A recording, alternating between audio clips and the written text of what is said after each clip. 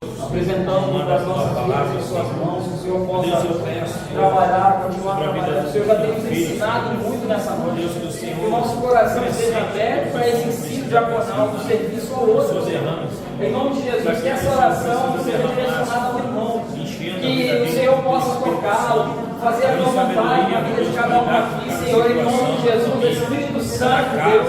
Sem ti não somos nada, sem ti nós somos apenas o símbolo do Senhor, o ferro de ti, mas por causa do amor do Senhor depositou em nós somos Deus que alegre com a presença. Por isso, em nome de Jesus, Senhor, nós oramos uns pelos outros, nós hoje te apresentamos uns aos outros nas tuas mãos, pastores, diáconos, presbíteros, Senhor, evangelistas, médicos, doutores, profetas, cantores, levitas, todos, Senhor, nós apresentamos em suas mãos.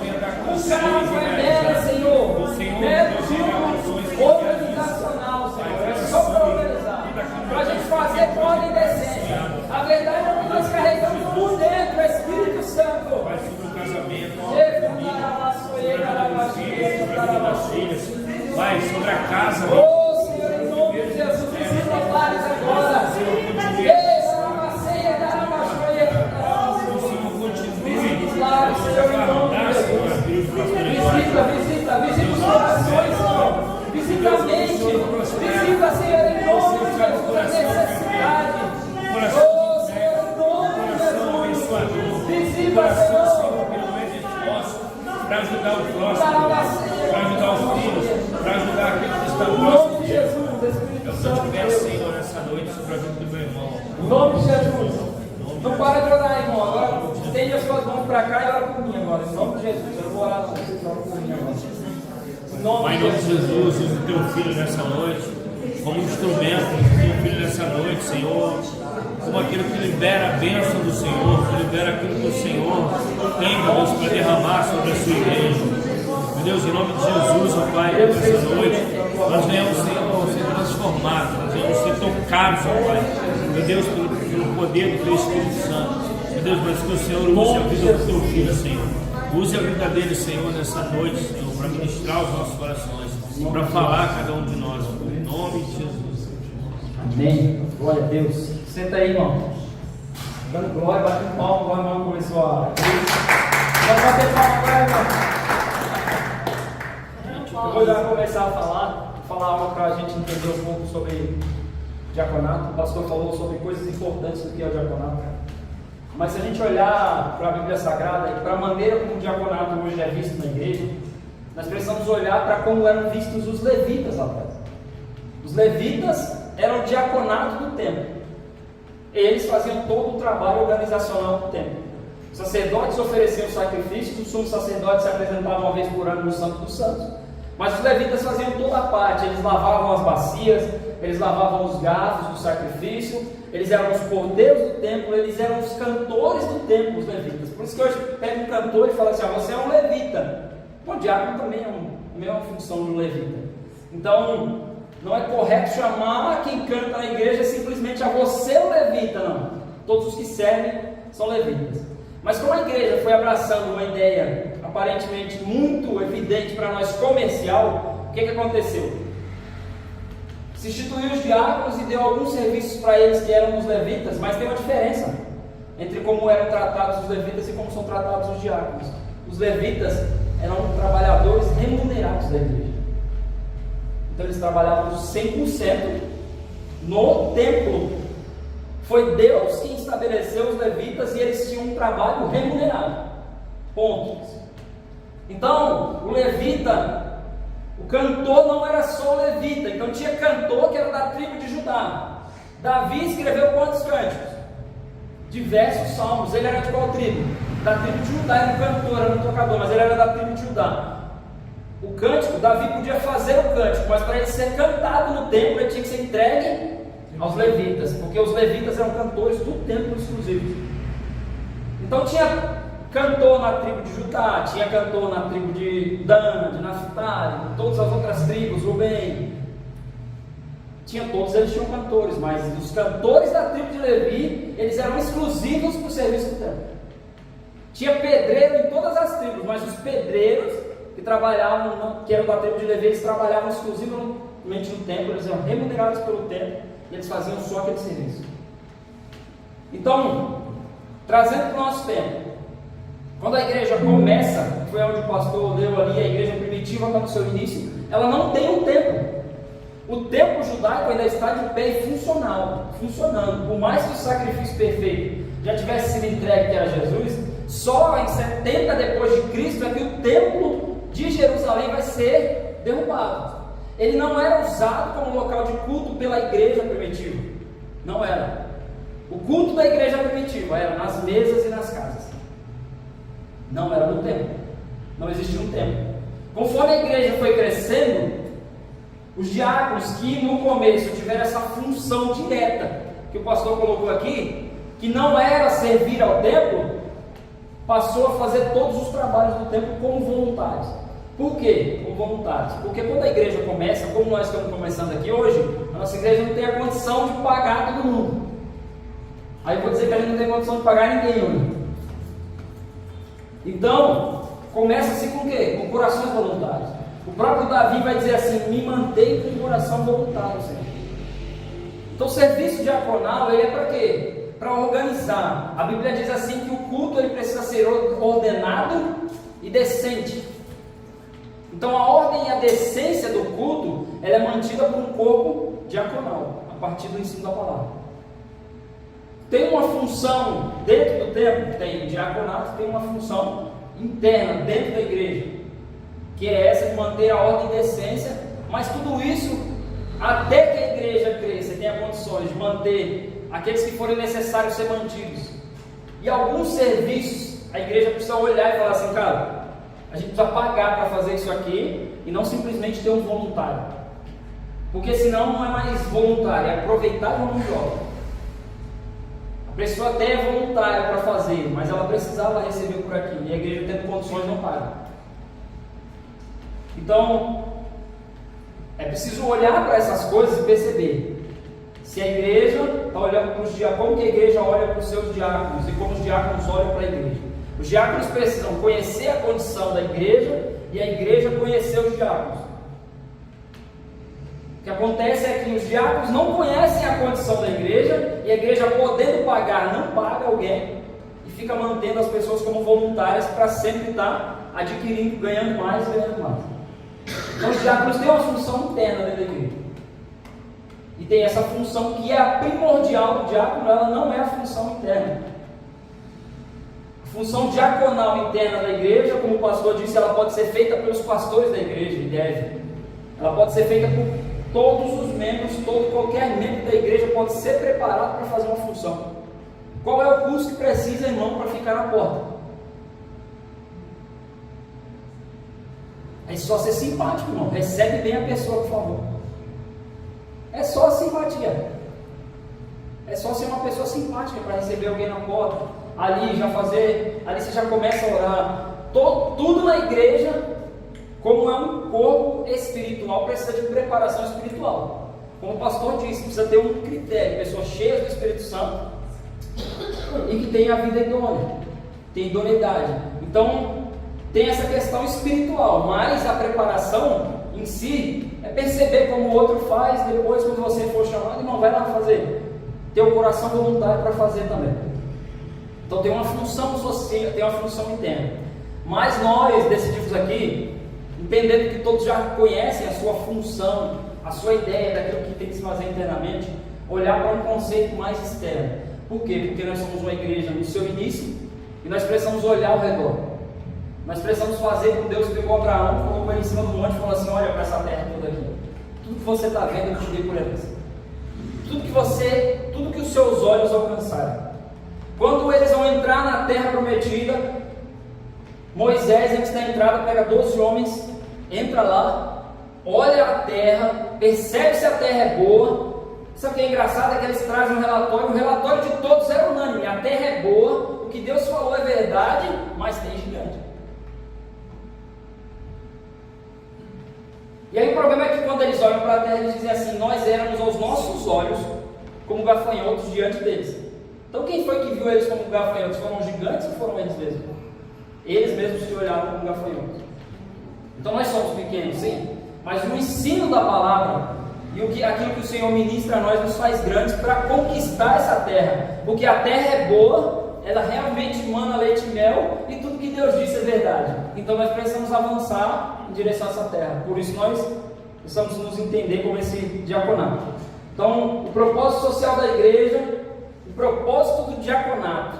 Pode passar. O pastor já leu o texto lá, dos capítulo 6, verso do 1 ao 7. Não vou ler de novo.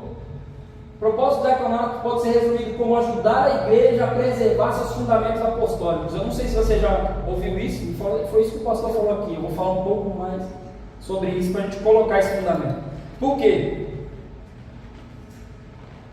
Os apóstolos já haviam ensinado a igreja qual que era o fundamento do culto: comunhão, oração e partir do pão. O que começou a acontecer quando a igreja cresceu? Os religiosos dentro da igreja fizeram o quê? No partir do pão, passaram a não dividir o pão com as viúvas dos gregos e somente com as viúvas dos hebreus. Então estava havendo uma desonestidade, estava havendo uma acepção de pessoas. Eles estavam fazendo acepção de pessoas. Vamos ler o livro aqui de Tiago, por favor? Lê. Tiago capítulo 1. Capítulo 2, na verdade.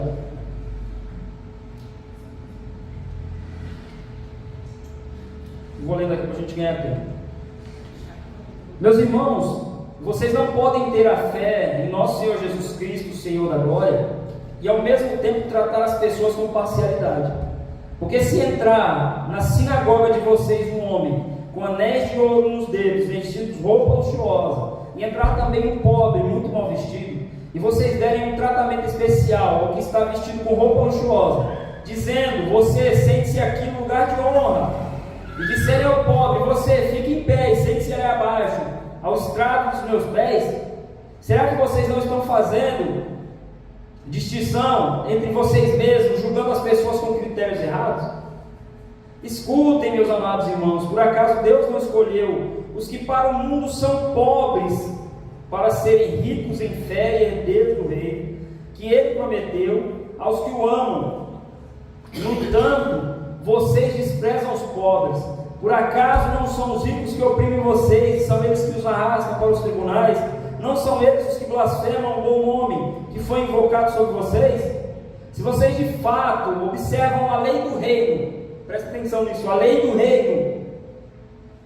Eu perdi agora. Se vós, entretanto, observais a lei do reino, conforme está na Escritura: ame o seu próximo como a si mesmo, fazem bem. Se, no entanto, vocês tratam as pessoas com parcialidade, cometem pecados, sendo condenados pela lei como transgressores. Pois quem guarda toda a lei, mas tropeça num só ponto, se torna culpado de todos. Porque aquele que disse: não cometa adultério, também ordenou: não mate.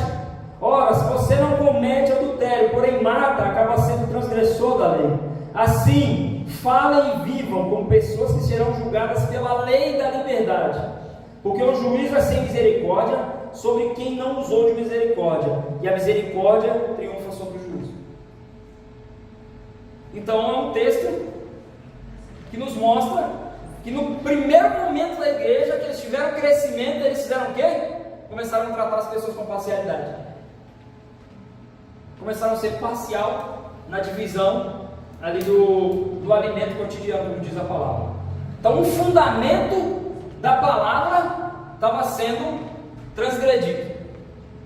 Os apóstolos, vendo isso, chamam, se reúnem com os 12 e falam assim: olha, nós precisamos de revelação, nós precisamos orar, nós precisamos buscar mais a palavra. Repare que naquele tempo, irmãos, eles não tinham esses 69 livros, 66 livros aqui nas mãos. Eles não tinham os livros da Bíblia na mão. Eles estavam escrevendo o que nós lemos hoje. O que eu estou ensinando para vocês hoje, Tiago recebeu a revelação naquele tempo. Eles ainda estavam escrevendo, não tinham. Então eles estavam se dedicando a receber de Deus a revelação que ia dar continuidade, que ia fundamentar a igreja. E um dos primeiros fundamentos que eles receberam, que era o partir do pão, já estava sendo deixado de lado. Então eles falaram: não é certo nós quebrarmos os fundamentos, mas também não é certo a gente abandonar a revelação e a oração da palavra para que o fundamento seja preservado. Então vamos estabelecer diáconos, vamos estabelecer servos cheios do Espírito Santo, homens corretos, para que eles façam esse trabalho e esse fundamento, esse princípio seja preservado. Então eles estabelecem os diáconos. Então os diáconos foram, o propósito dos diáconos era estabelecer esse fundamento e manter ele vivo. Por isso que o diácono, depois eu vou falar um pouco mais sobre isso, mas o diácono, a primeira coisa que o diácono tem que ser, assim como todo cristão precisa ser um profeta, precisa ser profético na sua maneira de tratar.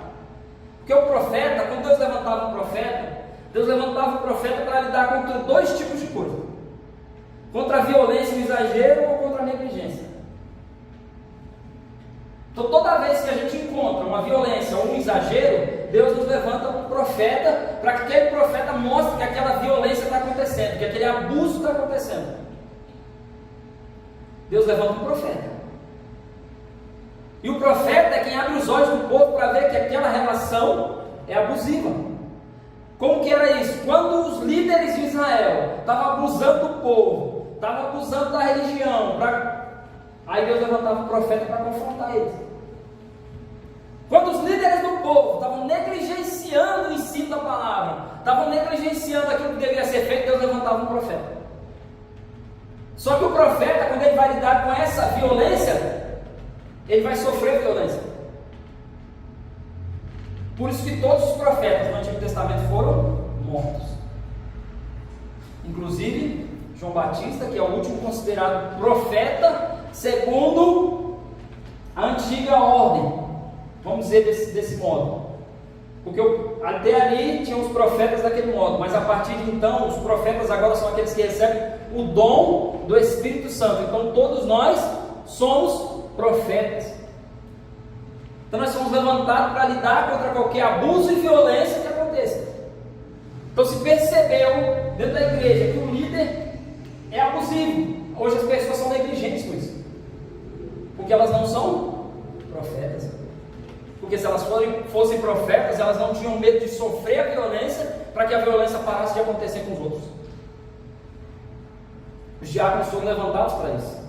Havia uma negligência, havia uma violência com aquelas mulheres que não tinham alimento para comer. Então eles levantaram diáconos e disseram assim: não pode ser assim, se esse aqui recebeu, esse aqui também tem que receber. Pronto, sempre que Deus levanta um profeta, ele vai sofrer violências. Pronto. É simples, irmão. Toda vez que você for uma voz de Deus para confrontar algo que é contrário à palavra, você pode sofrer. Se preparar. Prepara o lombo. Cinge os lombos, como Deus falava para os profetas, porque vai acontecer isso. Então, eles foram estabelecidos para isso, para preservar um fundamento que estava sendo negligenciado. A instituição dos diáconos se dá visando preservar a honesta distribuição de recursos captados pela igreja, destruir a acepção de pessoas fomentada pela falsa religião e principalmente manter o foco dos apóstolos na oração e na palavra. Tiago capítulo 1, vou ler só um versículo aqui, 26, diz assim: se alguém supõe ser religioso, mas não refreia sua língua, está enganando a si mesmo, a sua religião é vã. A religião pura e sem mácula para o nosso Deus e Pai é esta: visitar os órfãos e as viúvas nas suas aflições e guardar-se incontaminado do mundo. Então, a falsa religião fazia o quê? Acepção de pessoas. A falsa religião, como o Tiago está dizendo, ela colocava o mais rico em um patamar e o mais pobre em outro patamar, mas a palavra está dizendo para nós que os ricos perante o mundo são ricos diante de Deus, porque o reino de Deus foi entregue a eles. É engraçado que Jesus vai dizer para João assim, quando os discípulos de João vêm procurar Jesus, fala: João mandou perguntar para você se você é mesmo o Messias, se nós devemos esperar por outro. Então Jesus diz assim: vai dizer a João que os cegos vêm, os coxos andam, os surdos ouvem, e aos pobres é pregado o reino de Deus. Se nós fôssemos ver essa ordem, deveria ser assim: os cegos vêm, os coxos andam, os surdos ouvem e os pobres vão ganhar um dinheirinho para comprar comida. Porque até pobre, vai ficar rico. Mas aos pobres é pregado o reino de Deus. Então é uma lei, nós olhamos aqui a lei do reino, a lei da liberdade. Essa lei precisa ser preservada por todo aquele que se vê como um voluntário diaconal. Então você seja qual for o ministério que está cumprindo, é um ministério diaconal e ele é profético. É a dança, é a música, é tudo. Porque o cara pode fazer arte para o mundo, mas ele pode fazer arte para Deus. A música não é arte, a dança não é arte, não é artístico, é artístico também, mas pode ser entregue para Deus. Para ele ser entregue para Deus, ele precisa ser o quê? Profético. Tem que ser profeta. No sentido de profeta de ser espiritual. Dá para entender isso tranquilamente? Então tá bom, vamos lá para frente, pode passar aí. A função social da igreja se dá quando a igreja assume o seu papel missional.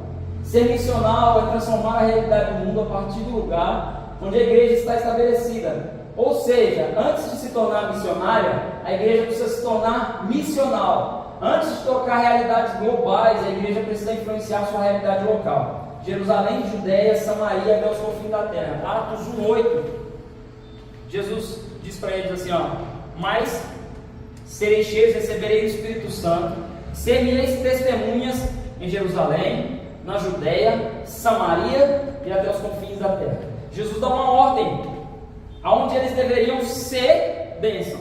Então eles estavam em Jerusalém. Em Jerusalém eles são cheios do Espírito Santo e eles permanecem em Jerusalém. E depois eles vão para onde? Vão pregar na Judéia. Da Judéia, ninguém quer ir para Samaria. Ainda bem que o pastor já falou aqui que era o samaritano. Ninguém queria ir para Samaria, irmão. Está tudo bem em Jerusalém, está tudo bem aqui na Judéia, está todo mundo em comunhão. Para que ele vai botar um samaritano no meio, irmão? O samaritano é problema. Para que a gente vai trazer algo diferente? Para que trazer uma opinião diferente? Essa era a ideia deles. Por que trazer alguém que pensa diferente de nós? Porque a força da igreja está na diferença. Enquanto a diferença no mundo é o que separa as pessoas, na igreja é o que faz a igreja forte. É a diferença do corpo. Se você pegar os seus dois pezinhos e for lá colocar no tênis, por isso que o tênis tem numeração 37 e 38, porque um pé não é para o outro. Mesmo corpo. Duas mãos diferentes, dois olhos diferentes. Deus fez o nosso corpo totalmente diferente, mas a gente está dentro da igreja e quer que todo mundo seja padronizado, igual, tem que ser todo mundo igual. Se não for igual, não fala comigo não. Mas a ideia de Deus era: sejam diferentes e respeitem as diferenças uns dos outros e cresçam nas diferenças. Essa era a ideia do corpo. Então a igreja missional, alguém já ouviu esse conceito aqui? Já ouviu falar sobre uma igreja missional? Então a igreja missional é um conceito, vamos dizer que meio que esquecido pela igreja. Existem literaturas, livros que falam sobre a igreja missional. A igreja missional é diferente da igreja missionária, apesar dos dois termos eles serem muito parecidos, ou até pode ser usado iguais. Mas passou a se designar como missionário aquele que era enviado para fora da igreja. Está em Osadas. Vai ser enviado lá para o Ceará, para o Paraíba, para todo canto aí no Nordeste. Então você agora é um missionário. Mas a palavra apóstolo quer dizer o que também? Missionário, enviado, a mesma coisa. Só que os primeiros apóstolos foram enviados para fora da cidade deles ou para dentro da cidade deles? Os primeiros apóstolos foram enviados primeiro para dentro da cidade deles. Então o conceito não era missionário, sejam missionários, vão para fora de onde vocês estão, não. Transforme a realidade de onde vocês estão. Esse é o conceito missional. É uma igreja que olha ao seu redor, como o pastor disse, levanta as necessidades e começa a atacar os problemas. Primeiro você ataca os problemas em oração e depois em ação. Primeiro se vence batalhas no espiritual para depois vencer na carne. Primeiro é isso. A igreja era primeiramente espiritual. Ela não pode ficar só no espiritual, mas ela é primeiramente espiritual para depois ela agir. Então se levanta a necessidade, ora por isso, percebe aquilo que o Espírito Santo já quer que faça, e aí assim ataca aquela necessidade, fazendo algo dentro da igreja. Então o conceito missional precisa voltar a ser da nossa mentalidade. Primeiro Jerusalém, depois a Judéia, depois Samaria, e aí agora a igreja se torna missionária. Onde? Indo para os confins da terra. Era uma ordem de Jesus, e você vê que essa ordem ela foi cumprida em Atos, não espontaneamente. Nós vamos ver mais para frente, pode passar. Então a ação missional Ação missionária é toda atividade da igreja que tem como intuito evangelizar, cumprir o ID através de ações sociais que atacam diretamente problemas que chegaram ao seu conhecimento. Ser missional é dar objetivos específicos às ações sociais do ministério, através do cuidado social, nunca se tornando um agente de manipulação, mas sim de libertação, e buscando tornar os que hoje são beneficiados os provedores de amanhã. Então, a ideia missional aqui, pode voltar, por favor. A ação missional é toda a atividade da igreja que busca cumprir o ID. Foi uma ordem de Jesus: vão, Jerusalém, Judéia, Samaria e até os confins da terra. A missão principal da igreja é a pregação do Evangelho. A missão principal dos diáconos ali era preservar o fundamento para que eles pudessem pregar o Evangelho, para que o Evangelho não fosse manchado, maculado. Então esse é um conceito missional. Eu sempre desejei viver uma igreja missional, não uma igreja missionária, sabe? E às vezes eu via coisas que não estavam acontecendo dentro da igreja e o pastor levantando oferta para mandar para o missionário. E a igreja não estava bem, nem financeiramente, nem espiritualmente. Vamos fazer oração missionária. Eu fiz parte de uma igreja que todos os anos, e é importante fazer isso, é bom, mas também tem que olhar para dentro. A igreja ela tinha todas as bandeiras, assim, a bandeira de não sei quantos países. A igreja tinha tipo 20 anos, não lembro qual a idade da igreja de fato, mas naqueles 20 anos, a cada ano eles oravam por um país. Então aquele ano o pastor mandava fazer a bandeira do país, trazia para a igreja, e durante aquele ano todo eles oravam por aquele determinado país. Importante, legal, mas a igreja não rompia, a igreja não era conhecida onde ela estava, e ela estava orando por um país lá na África, mas não estava orando por um bairro onde ela estava inserida. Ela estava levantando oferta para mandar para um país lá fora. Tudo bem levantar uma oferta, mandar lá para o missionário, glória a Deus, é correto. Mas o que estava sendo feito onde ela estava? Ela era irrelevante onde estava, lutando as lutas dos outros. A igreja ela precisa ter sabedoria para escolher bem as suas guerras. A igreja, o pastor Calito Paz, da igreja da cidade, ele usa muito essa ideia, falando antes da igreja ser global, ela tem que ser local. Quando ela se torna local, depois ela vai se tornar glocal. Ele fala porque ela saiu de um local, transformou a sua realidade, e agora ele vai transformar uma realidade global. Então, antes da igreja ser global, ela precisa ser local. Então, um diaconato forte, ele se dá com esse entendimento do voluntariado, de trabalhar dentro da igreja, a experiência das pessoas que chegam. É comprovado, irmãos, que as pessoas decidem ficar ou sair da igreja nos primeiros 5 minutos em que elas passam pela porta. Foi feita uma pesquisa, foi comprovado que as pessoas decidem se elas ficam ou saem da igreja nos primeiros 5 minutos que elas são recebidas na porta. Elas não, dependendo da experiência da porta, elas não se importam mais com o que louvor foi cantado, nem com a mensagem foi pregada. Então nós precisamos perceber o diaconato, como que é o trabalho diaconal, como que é a organização da recepção dessas pessoas. A pessoa chega, ela sentou, como faz isso? Tem um trabalho interno. Depois desse trabalho interno, tem o evangelismo, que é lá fora. Tem o trabalho que é externo, tem o trabalho local dentro da igreja e depois o trabalho lá fora. Então pode passar aí, por favor. Então eu vou usar um exemplo aqui, a ACM é um exemplo missional. A ACM, a Associação Cristã de Mossos, se tornou um dos maiores exemplos de ação missional da igreja, desde a sua fundação, se utilizando do social como ponto de partida para o evangelismo de jovens. Então todo mundo conhece a ACM aqui, né? Sim. Hoje a ACM é bem carinho, né, para fazer uma academia, alguma coisa lá e tal, mas a ACM não era isso. A ACM foi fundada para ser totalmente social. Ela é fundada pela igreja.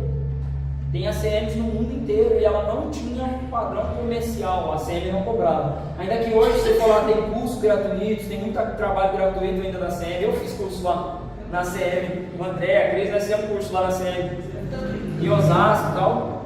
O Eric também fez. Ó. Então eles têm uma parte ao lado ali da academia, daquela outra parte, que é ainda social. Mas meio que foi abandonado esse conceito. Hoje é muito mais comercial. Se você olhar para isso, o preço que é para você fazer uma academia, para você fazer uma natação, uma atividade, um lugar que foi fundado pela igreja, como o pastor disse, você pega uma universidade como Mackenzie, um lugar fundado pela igreja, não tem custo de menos de R$1.000. Então, a igreja, ela fundou escolas, ACM, muitos lugares que hoje você não consegue acessar, porque ela abandonou o conceito missional, ela abandonou o conceito social, ela abandonou o fundamento, ela abandonou esse fundamento, e aí outros tomaram conta disso. Então a ACM é um exemplo para nós, ela foi um exemplo assim, muito forte no seu início, na sua fundação, de uma ação missional, porque os missionários chegavam naquele lugar, se estabeleciam como igreja e percebiam que algumas atividades, os jovens estavam muito dispersos nas ruas, então conseguiam um ginásio e ali começavam a fazer os trabalhos. Então vou ler aqui para vocês entenderem. Alguns esportes que se tornaram modalidades olímpicas foram criados por pastores visando tirar os jovens das ruas e dar a eles oportunidade de aprendizado. São eles o basquete, o vôlei e o futsal. Quem é que sabia que o basquete, o vôlei e o futsal foram inventados pela CM, pela igreja? Então o basquete, o vôlei e o futsal foram inventados por professores e pastores da ACM. Foram 3 esportes inventados dentro da igreja para atrair os jovens, evangelizar e aí começar uma modalidade esportiva ali para tirar eles das ruas e das drogas. Sabia disso, irmão? E aí tem lugar que o cara fala que futebol é diabo. Pode jogar futebol não, na igreja.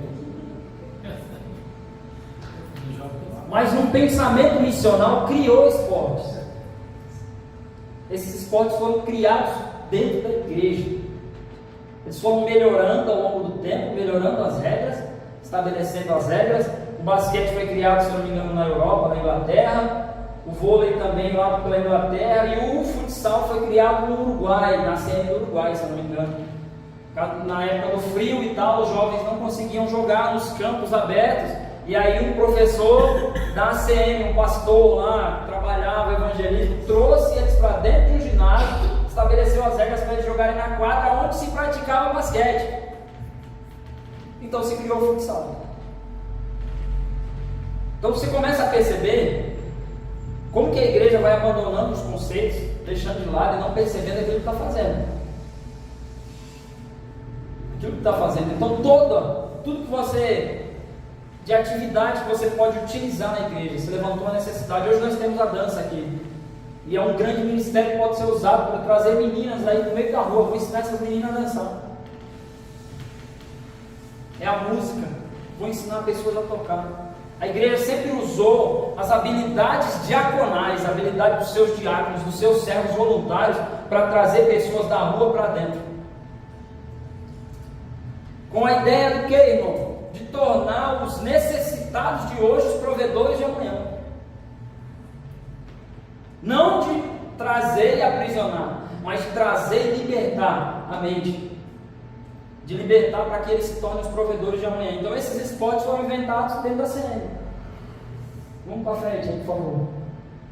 Esportes criados por professores e pastores da CM, usados como agente social de transformação. Entendendo seu papel social, a igreja pode se utilizar das mais diversas ferramentas para a transformação social, tendo como base a palavra, como pilares o cuidado socioeducacional, sociocultural e sociofinanceiro. São 3 tipos de cuidado que a igreja dispensa para as pessoas e a gente nem percebe. A igreja ela educa socialmente. É uma pessoa que não sabia muito bem como conviver, mas por causa da convivência dentro da igreja, da maneira de se portar numa mesa, do pastor ali, da maneira de ver como as pessoas se comportam em volta da mesa, da maneira até de comer, de tudo, a igreja está dando cuidado social. É claro que aí envolve a questão da necessidade da pessoa que precisa comer. 20 minutos, tá bom. Então são 3 tipos de cuidado, eu vou falar sobre eles: socioeducacional, sociocultural, sociofinanceiro. Pode passar aí, Lê. Cuidado socioeducativo. Educação é tornar as pessoas capazes de realizar projetos e sonhos. Isso não é uma frase de efeito, irmão. Isso é o significado da palavra educar.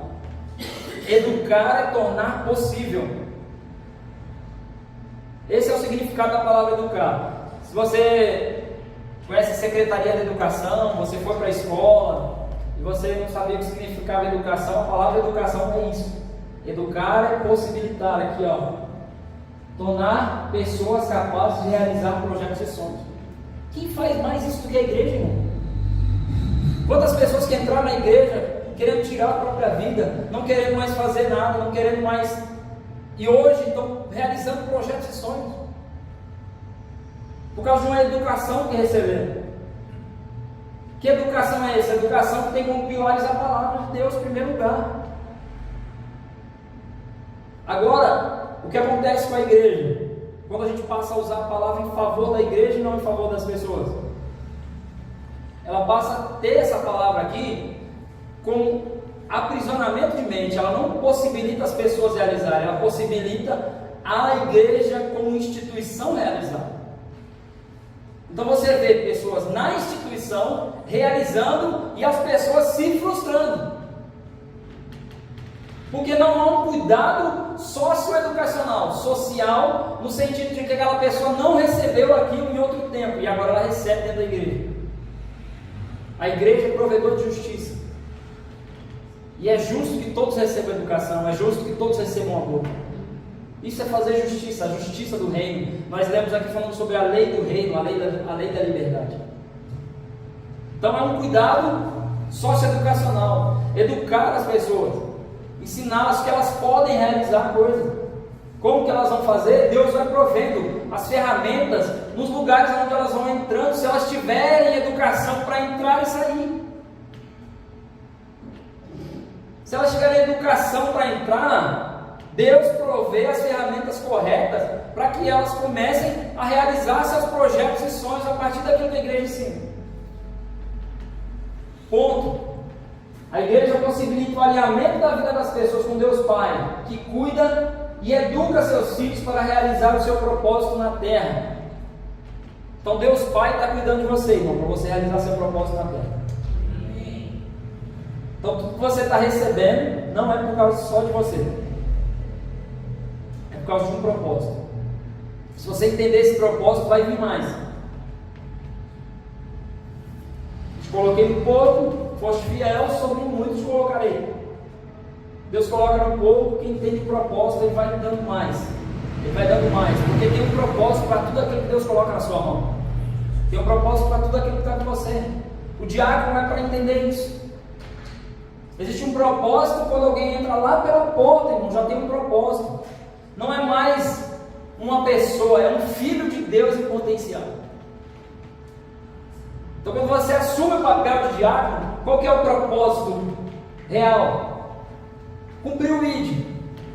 Ah, irmão, mas cumprir o ID não é ir evangelizar lá fora, não, irmão. Você começa a cumprir o ID de uma maneira como você recebe alguém lá na porta, na maneira como você conversa, na maneira como você fala com alguém. Chegou alguém na igreja, sentou ali no meio sozinho, senta lá do lado dele lá, irmão. Deixa o cara lá sozinho, não. Acolhe, recebe. Ah, um dom e tal, um dom você já recebeu. O maior dom que nós recebemos é o dom do amor. O amor é um dom? O amor é um dom. Então, o primeiro cuidado socioeducativo, educar as pessoas, trazer para perto e tal, e às vezes é constrangir. Às vezes a educação ela constrange. Tem o mesmo hábito que um cara que chega lá na mesa e tem um garfo para o macarrão, um garfo para o frango, um garfo para o peixe, uma sopa para a colher. Não tem. O cara que vai fazer tintim lá na xícara, não tem o mesmo hábito. São classes sociais diferentes. Então, se esse cara te convidar para jantar num restaurante chique aí, ou na casa dele, quando você chegar lá, que você vê 3 talheres de um lado, 3 do outro, um prato para sopa, outro peixe, aí você vai falar assim: e agora, Jesus? Agora eu vou comer com a mão. É uma questão cultural. Você chega lá num restaurante japonês, quem que consegue comer com hashi aí? Eu não consigo. Eu peço um garfo ou uma colher, me dá uma colher aí, irmão, vou comer yakisoba. Não tem jeito, porque é cultural. Então, a princípio, pode causar um constrangimento. Então, quando eu trago alguém para a mesa, eu estou educando sem constranger.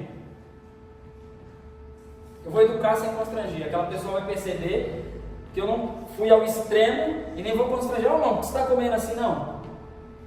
Deixa a pessoa perceber como você faz. Deixa a pessoa olhar como você faz, depois ela vai perceber e ela vai se adequando, se adaptando ao quê? A palavra, não a você. Porque tem coisa que a gente não gosta, é porque eu não gosto, não é porque a palavra não diz.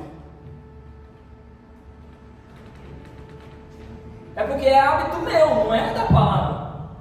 Não é do rei, é meu. Eu não gosto que você faça isso, que a pessoa faça isso. Então aí eu vou chegar aqui no povo e vou falar assim, irmão, quem fizer isso não é de Deus.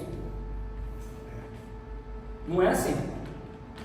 Esse entendimento precisa ser nosso. Esse cuidado é um cuidado socioeducativo. Você está educando a pessoa. Então, por exemplo, existem coisas que são socioeducativas do culto, da igreja. Como se portar, como se vestir.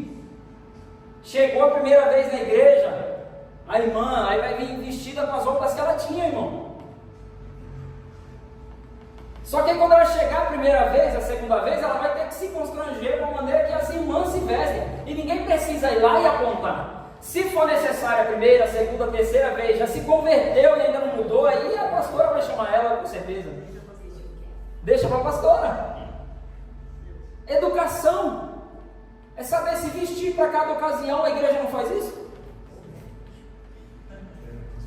Então cada lugar exige para você uma vestimenta. Tem um lugar que é mais social, que você está indo para um lugar mais formal. Mas você está indo lá para o parque, irmão, não vai de terno, por favor.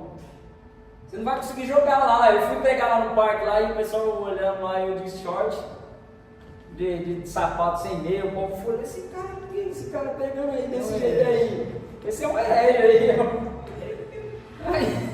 Mas eu ia lá no parque como, irmão? Fala aí, eu ia de terno e gravata e de calça social e de sapato para jogar bola com as crianças. Então é um parque, é um cuidado socioeducativo. Você está educando pessoas, como se vestir, como comer, como falar, como se portar. A igreja faz isso, é natural da convivência da igreja. A palavra vai formando isso, não precisa criar um conjunto de regras. É uma questão de bom senso, simples. Próximo cuidado aqui, por favor.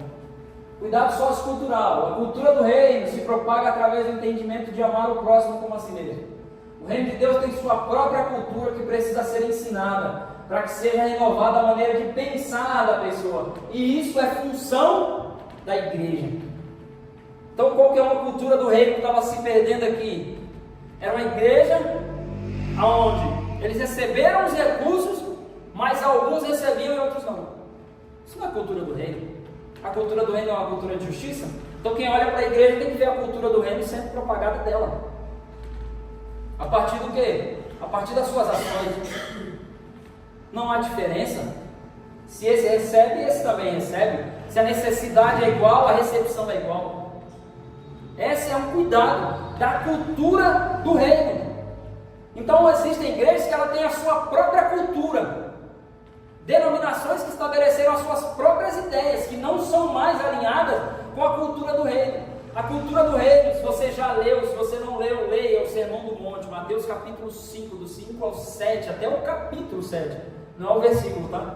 Mateus capítulo 5, até o final do 7, é a cultura do reino. A cultura do reino, ela foi chamada de contracultura. Como assim, irmão? Então existia uma cultura no mundo, e agora o reino vem trazendo uma contracultura. Qual que era a cultura do mundo? Olho por olho, dente por dente. Ah, mas foi Deus que falou, era uma lei, irmão, mas se tornou cultura do mundo. Porque não era o que Deus queria. A lei era um paliativo, era por um tempo. Ela cuidava das pessoas, mas não curava. Ela tratava das pessoas, mas não libertava. Sou eu que digo, não, irmão. É a Bíblia que está dizendo isso. A Bíblia diz que a lei se tornou enferma em si mesma e a ninguém libertou. O apóstolo Paulo falando sobre isso. Ela se tornou enferma, adoeceu. Então era um remédio paliativo, não curava a doença. Era um remédio que adoecia. Então vem Jesus e diz: foi-lhes dito, olho por olho, dente por dente. Mas eu lhes digo: se alguém te bater numa face dele também, a outra enche agora. Como é que faz esse negócio aí, Jesus? A lei dos homens, dos romanos, dizia que qualquer judeu ou qualquer pessoa escravo, cidadão não romano, era obrigado a ajudar um romano a carregar as suas coisas por 1 milha. Então Jesus olhou para eles e disse assim: fostes obrigado a andar com ele 1 milha, ande com ele 2. Uma por obrigação e outra por amor. E assim serão acrescentados asas para vocês. Então, irmão, é mudar a mentalidade da pessoa. O problema é que a pessoa chega na igreja e o ensino hoje é coach. Então, a primeira coisa, uma coisa que eu vou tirar da cabeça de vocês: acabou meu tempo? Ah, tá bom, 10 minutos. Eu fiz assim, então foi 0, acabou 0. Não, calma aí. Tem mais um slide só. Esse mais um. Então, eu me perdi agora, João. Aí, tem alguém prestando atenção aí. Então, a igreja vai absorver uma cultura coach. Uma das coisas que a cultura coach ensina: você é o resultado das 3 pessoas com quem mais você se relaciona. Ponto, verdade, irmão. Mas e se as pessoas que te evangelizaram pensassem assim, você estaria aqui? Porque a gente não prestava. Então você não vai se relacionar mais com quem não presta, porque o coach falou que você não tem que se relacionar com quem não presta. Então como é que você vai trazer quem não presta para ser transformado? Ponto. A igreja é para quem não presta, irmão. Você está aqui porque você não prestava para nada.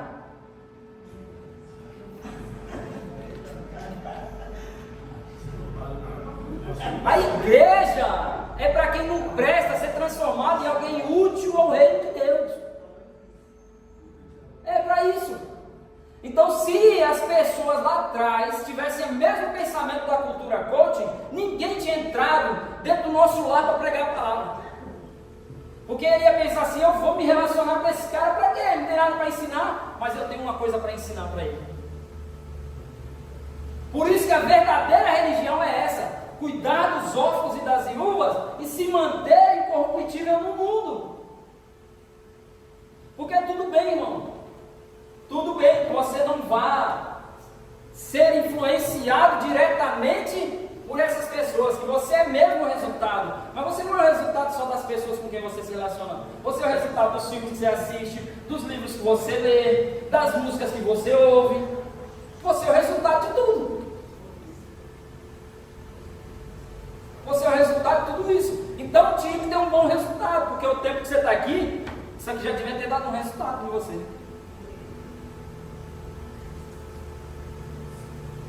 Entendeu agora? Cultura do reino. E a cultura do reino, irmão, ela é dolorida, porque é uma cultura de cruz. É uma cultura, pastor, onde é para morrer a mim mesmo. E aí eu vou te dizer quem Deus vai usar para te matar. Deus vai usar o irmão. Deus vai usar o irmão para matar a sua vontade. Deus vai usar quem está mais próximo. Deus vai usar a esposa, Deus vai usar o marido. A esposa quer fazer uma coisa, mas não vai fazer não. Aí pronto, fechou a cara, começou a briga. Mas às vezes está sendo usado para transformar uma vontade que não se alinha com a vontade do Senhor. Porque o Evangelho ele precisa ser o nosso esforço para deixar a nossa vontade de lado e entender qual é a vontade boa, perfeita e agradável do Senhor. Porque Ele está dizendo para nós, lá em Romanos 2, como eu disse aqui, ó, a cultura do reino é para transformar o pensamento.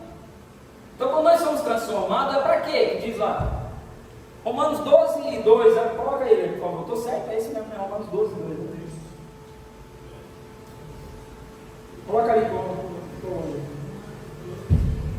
Romanos 12, 2. E não vivam conforme, e não vos amoldeis ao sistema deste mundo, mas sede transformados pela renovação das vossas mentes, para que experimenteis qual seja a boa, agradável, perfeita vontade de Deus. Então, para que é que você abre mão da sua vontade e a sua mentalidade é transformada? Para experimentar qual seja a boa, perfeita e agradável vontade do Senhor.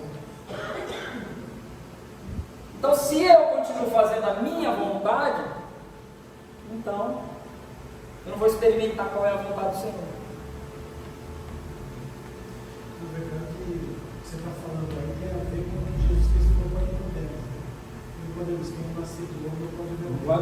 Para nascer de novo, você tem que morrer. Morreu. Pronto, aí morreu e nasce para uma nova vontade. Então não posso ficar fazendo a minha vontade e achar que é a vontade de Deus. Porque o que acontece é que, abandonando a cultura do reino, a igreja estabeleceu culturas para satisfazer a vontade de homens. E como o pastor disse aqui, é um homem que sobe no altar e fala assim: a minha vontade é comprar um avião, então eu vou usar a igreja para isso. A minha vontade é ter uma casa melhor, então eu vou usar a igreja para isso. A minha vontade é andar com um carro melhor, então eu vou usar a igreja para cumprir a minha vontade e não para fazer a vontade de Deus. Então não tem problema nenhum que o homem tenha um bom carro, uma boa casa e até um avião, desde que a vontade de Deus seja essa.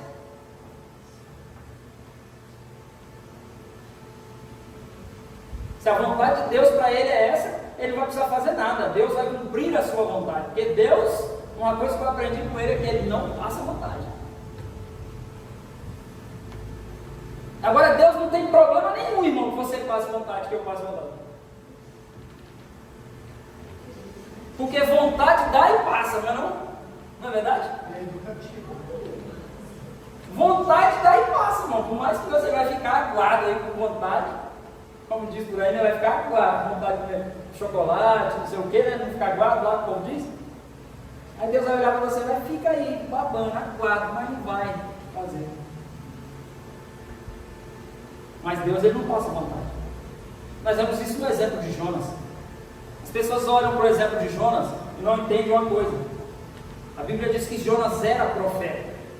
Jonas aceitou o ofício profético. Ele assumiu a responsabilidade, mas quando Deus disse assim: Jonas, a minha vontade é que você vá para Nínive, e disse, Jonas disse assim: Deus, eu aceitei o contrato, mas era para fazer a minha vontade, não era a sua. Aí Deus falou assim: para não estabelecer um padrão, Jonas, todo mundo que aceitar o ofício depois querer fazer a sua vontade, você não vai fazer a sua vontade, você vai fazer a minha. Olha para o livro de Jonas diferente. Olha para o livro de Jonas de maneira diferente a partir de agora. Porque a gente olha para o livro de Jonas e não entende. Porque Deus obriga alguém a fazer alguma coisa, irmão? Se eu perguntar aqui, o que você vai me dizer? Quem acha que Deus obriga a pessoa a fazer alguma coisa? Obriga ou não? Levanta a mão aí. Quem acha que sim, levanta a mão. Uma pessoa acha que sim, o restante acha que não, mas Deus não obrigou Jonas. Ele não obrigou Jonas, não? Por quê? Não. Rapaz, se Deus mandar uma baleia para nós, você não vai de navio, mas você vai de baleia. Deus obrigou Jonas, por quê? Porque Jonas aceitou a responsabilidade, assumiu o ofício e recebeu o nome, mas na hora de receber, fazer, ele falou: não, Deus, não, agora não.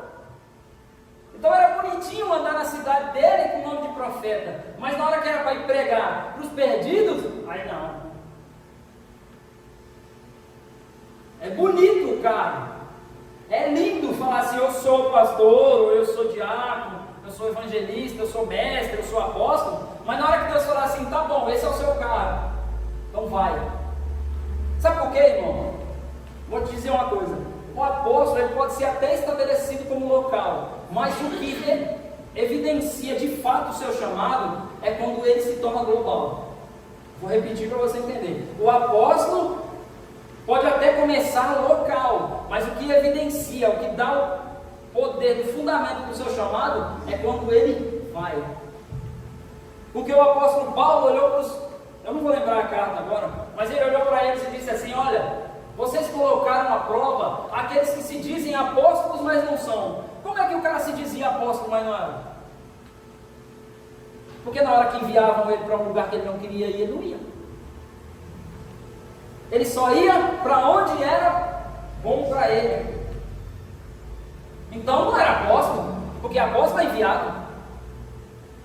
Não tem problema, você pode falar: eu sou pastor, e fica aí. Mas se você falar: eu sou apóstolo, quando Deus mandar você ir para um lugar que você não quer, você vai ter que ir. Uai.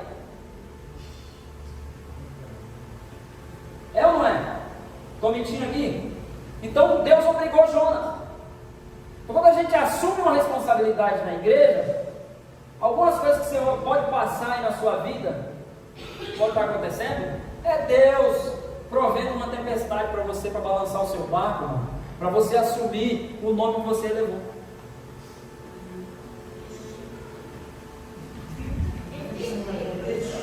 Era para isso hoje, pastor? Você sabe que eu recebi uma profecia nos últimos dias aí, e Deus está falando exatamente isso para mim. Vou te mandar para um lugar. Você vai falar assim, eu não posso. Eu não posso, eu não queria. Então, o que era que evidenciava o apostolado de Paulo? Ele foi chamado ali em Jerusalém, ele estava lá, trouxeram ele para Jerusalém, depois ele foi enviado. Agora, a maior evidência do chamado de Paulo, sabe qual que é? É quando ele se encontra com um profeta chamado Ágabo. O profeta pega o próprio cinto de Paulo, amarra em si mesmo e fala assim: esse homem está indo para um lugar onde ele vai ser amarrado e morto. Então todo mundo pega Paulo e fala assim: Paulo, você vai para Roma morrer? Você vai para lá ser maltratado? Ele fala assim: eu estou pronto para morrer pelo Evangelho, porque essa é a vontade de Deus. Foi um lugar para onde Deus falou que eu ia. Eu tenho que ir para Roma, eu tenho que cumprir algo lá, e eu vou morrer lá, e não tem problema, porque essa é a vontade de Deus para mim. Eu não vim para o Evangelho para fazer a minha vontade. Então todo mundo podia dizer: Paulo não é apóstolo, como eles diziam. E aí Paulo vai dizer assim: se eu sou apóstolo, não me importa, eu sei que eu fiz mais do que isso. É assim. Essa é a cultura do reino. A cultura do reino é que vai transformando a nossa mente para parar de dar desculpa para Deus. É o que vai transformando a nossa mente como os diáconos.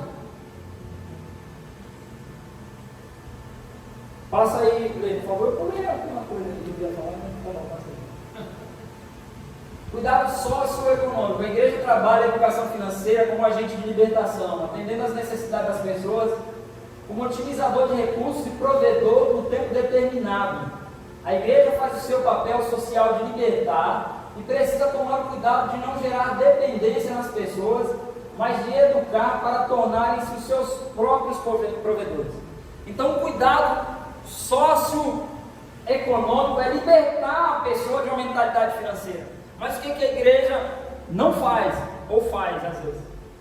Traz a pessoa que recebe uma cesta básica por mês e faz com que o cara continue recebendo uma cesta básica por mês durante toda a vida.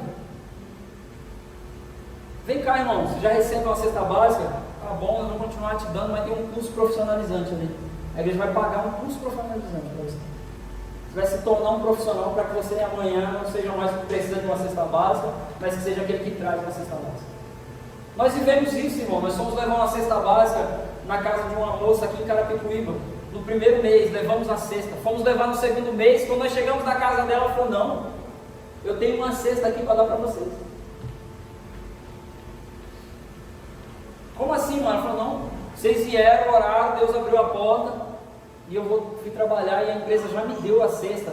E eu já estava com a cesta aqui, eu estou aqui, está separado. Tem uma cesta aqui para vocês, não foi isso?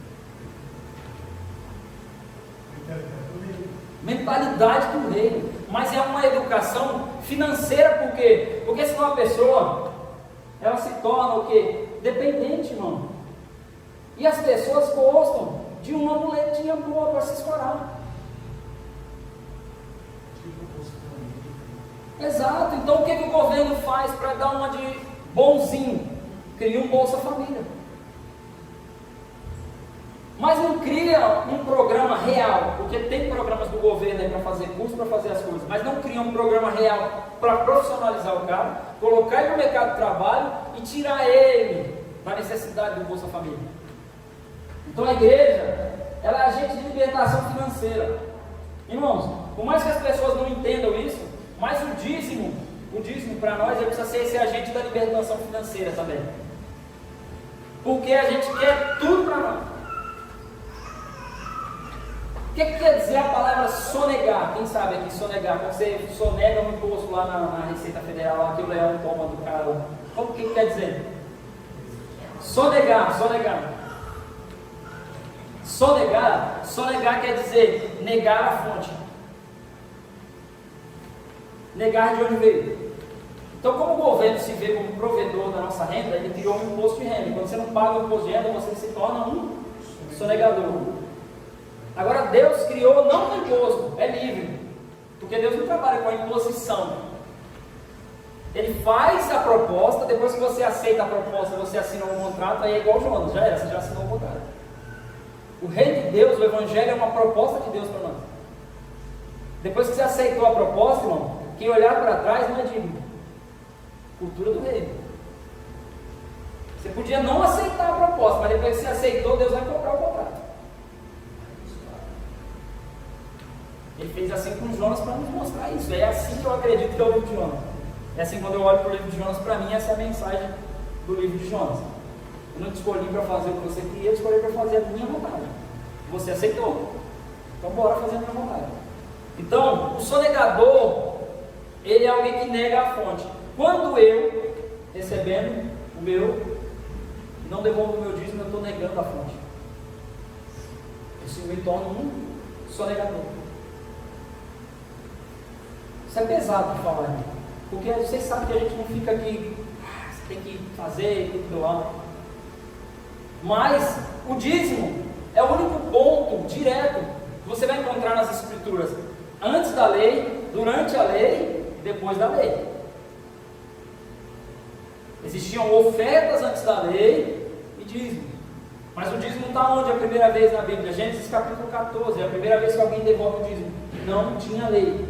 Abraão devolve o dízimo. E aí é tão claro que Paulo vai nos dizer lá na frente, ou o autor de Hebreus, ele vai dizer assim, que até Levi, que recebe dízimos, entregou dízimos quando estava nos lombos de Abraão. Então o dízimo ele é estabelecido antes da lei. Durante a lei, para manter os levitas, que eram os diáconos da época, que eram aqueles que cuidavam do templo, para manter os sacerdotes, Deus estabelece o dízimo como um imposto. Agora é imposto em Israel. Agora não tinha mais como não entregar. Quem não entregava não era reconhecido ali. O homem tinha que ir 3 vezes por ano diante do templo lá em Jerusalém para entregar ofertas e dízimos, mas eles tinham os levitas e sacerdotes que moravam em cada cidade israelita. Eles foram espalhados entre as 12 tribos, ou melhor, entre as outras 11, né? Foi uma tribo de Levi, eles foram espalhados entre as outras tribos, e onde eles estavam nas tribos, eles recebiam os dízimos ali para sobreviver. Como que era o dízimo? Era assim, irmão. Então o cara devolvia o dízimo da agricultura dele, de tudo que ele fazia. Aí alguém veio e falou assim, você tem que entregar a primícia. Tinha oferta de primícia, irmão. Vou falar para você aqui, tinha, mas não tem mais. Por que tinha oferta de primícia? O que era a primícia? De fato, se você ler, você vai perceber que a oferta de primícia era entregar o dízimo primeiro. Era entregar o dízimo primeiro.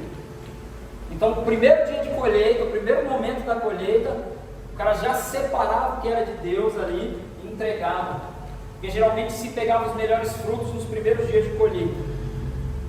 Então era uma oferta de primícias. Não existe mais. Não tem como estabelecer fundamento bíblico. Não existe antes da lei, só existe durante a lei, mas não existe mais na igreja. Não existe mais.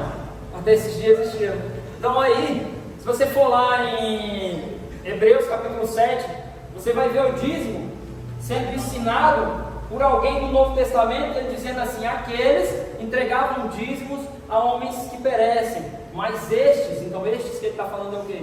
É a igreja de agora, é o povo que aceitou Jesus, que entregou sua vida ao Evangelho. Estes entregam dízimos a um que não morre mais. Então quando você devolve o seu dízimo, você está alegando a fonte, não sonegando a fonte. Você está dizendo, a minha fonte é o Senhor. Então por isso que quando o pastor fala aqui, ó irmão, quando você vem devolver o seu dízimo é porque Deus já te deu primeiro, é exatamente essa a ideia do dízimo. Quando você vem devolver o seu dízimo é porque Deus tendo te dado primeiro, você quer prover para que a obra dele continue. É um ponto de ensino socioeconômico para nós. É um ponto de ensino socioeconômico para a gente entender como lidar com as nossas finanças. E aí Deus pediu, dá um pedacinho aqui. Sabe o que Deus queria te ensinar? Para de gastar tudo.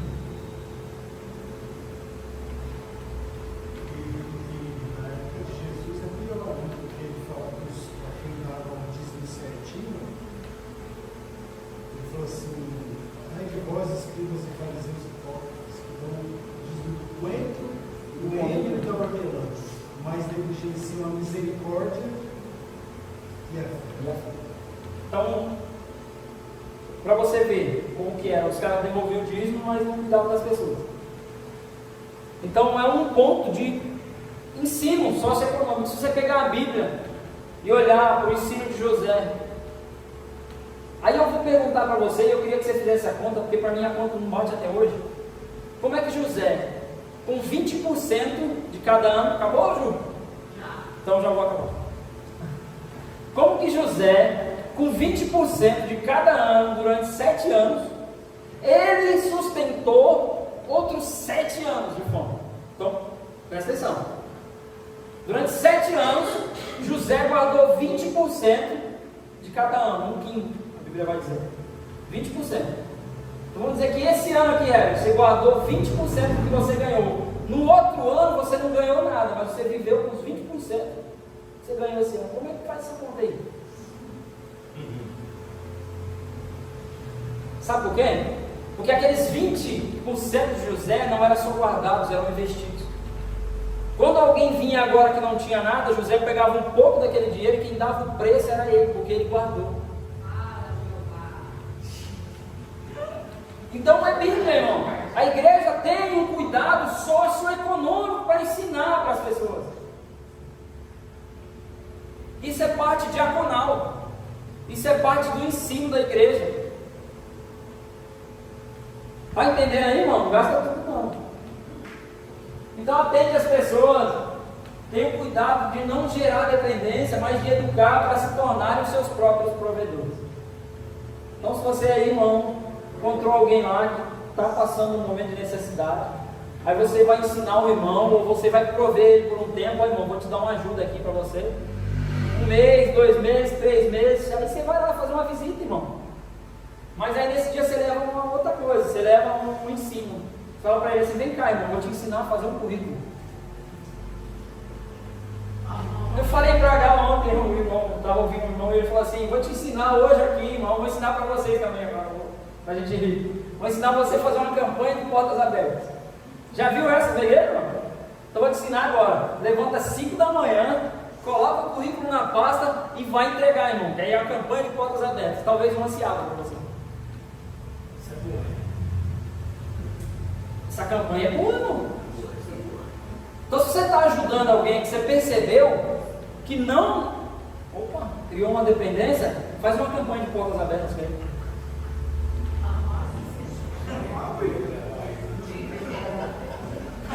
Pode ir, irmão. Faz uma campanha de portas abertas com o irmão. Chama o irmão para conversar. Fala para ele assim, ó irmão, ó, a gente tem um ensino para você.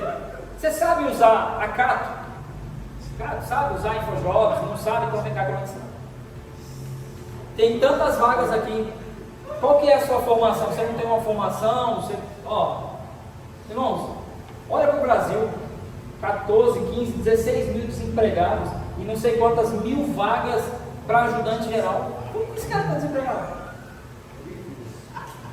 Ô irmão, eu já tinha minha formação, trabalhava em metalúrgica, e uma pessoa chegou e falou para mim, eu não estava conseguindo conseguir um emprego.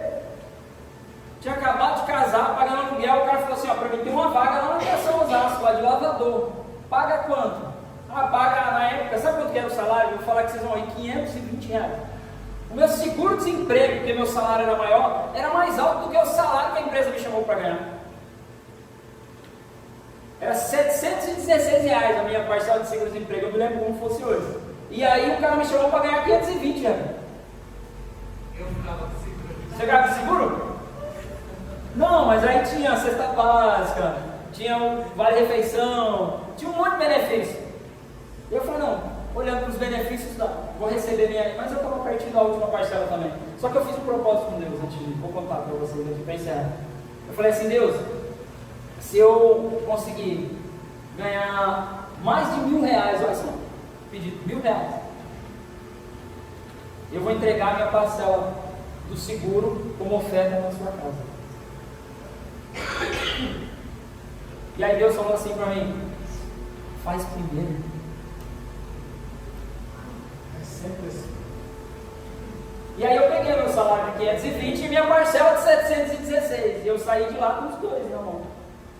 E eu fui para a casa do pastor, direto para a casa dele entregar. Os 716 reais da mão dele como oferta, porque eu tinha feito o propósito com Deus. Eu fiquei um mês, irmão, nessa empresa. Pedi a conta porque eu fui ganhar mais de R$1.000 em outra empresa que me chamou e eu já estava procurando. É só um. Por quê? Eu não vou criar a campanha aqui, irmão, de dar o seu seguro, não, pode ficar tranquilo. É a campanha das portas abertas, aqui é diferente. Mas você pode fazer o seu propósito com Deus a partir de um entendimento socioeconômico, de como viver com o seu dinheiro, de como você vai ofertar na igreja, de como você vai trabalhar isso.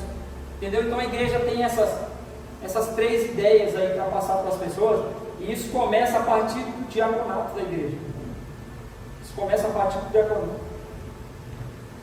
A lista para o diaconato e a lista para os pastores é a mesma. É só você, quando chegar em casa, você lê, vou terminar aqui, 1 Timóteo capítulo 2 vai dizer os deveres dos diáconos, os deveres dos líderes. E aí, sabe o que é engraçado? Para terminar, é que depois que Jesus estabeleceu os apóstolos, quem foi o segundo ministério que Deus estabeleceu? O ministério dos diáconos. Não foi os mestres, não foi os pastores, não foi os diáconos. Então, irmão, você é um diácono, você é um profeta. Espero que você tenha aprendido com essa palavra. Acabou, acho que acabou, né, velho? É fim,